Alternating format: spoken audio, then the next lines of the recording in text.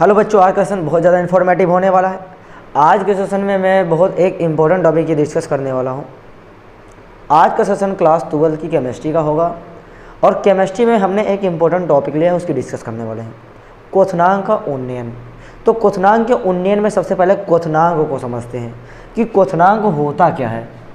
तो जैसे हमने लिखा है क्वथनांक का उन्नयन, इसको डेल्टा टीबी से रिप्रेजेंट करते हैं, डेल्टा टीबी से रिप्रेजेंट करते हैं। अब क्वथनांक का उन्नयन होता क्या, तो सबसे पहले क्वथनांक समझो, वह ताप जिस पर किसी द्रव का वाष्प दाब उसके वायुमंडलीय दाब के बराबर हो जाता है तो उसको क्वथनांक कहते हैं।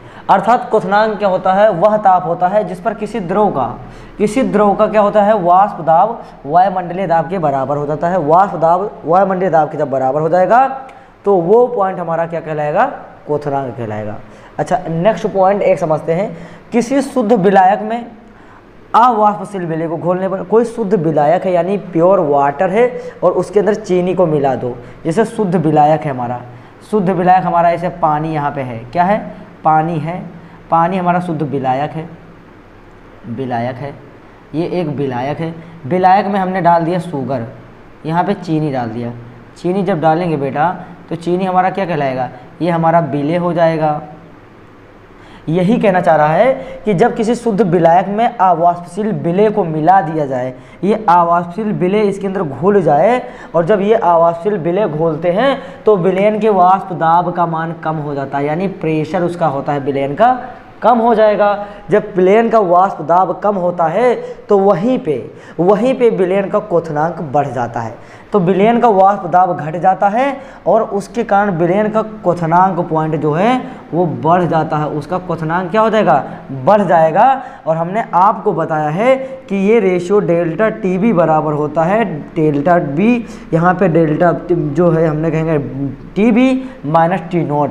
अच्छा बेटा, टीबी क्या होता है, टीबी जो होता है ये विलयन का क्वथनांक है और टी नॉट विलायक का।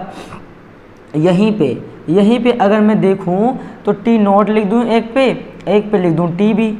अगर टीबी लिखा मिलेगा आपको बेटा तो विलयन का क्वथनांक होगा किसका, विलयन का। चीनी और पानी जब मिला होगा तो एक विलयन बना होगा, क्या बना होगा, विलयन। और इस विलयन का क्वथनांक को टीबी कहेंगे और जो विलायक है उसके क्वथनांक को टी नॉट कहते हैं। तो विलायक के क्वथनांक को टी नॉट कहेंगे, विलयन के क्वथनांक को टीबी कहेंगे। और हमेशा विलायक का क्वथनांक जो होगा या विलयन का जो क्वथनांक होगा डेल्टा टीबी, वो हमेशा मोलरता के अनुक्रमानुपाती होता है। अर्थात मोलरता का मान इंक्रीज करेगा तो हमारा क्वथनांक का जो होता है मान बढ़ जाएगा। दूसरी बात, ये जैसे ही हमारा कांस्टेंट आएगा ये अनुक्रमानुपाती का निशान हट जाएगा और एक कांस्टेंट आ जाता है, नियतांक आ जाता है, स्थिरांक आ जाता है। इसको स्थिरांक बोलेंगे बेटा और स्थिरांक को केबी के नाम से रिप्रेजेंट कर देते हैं। ये चीज़ें आपको समझ में आ गया होगा।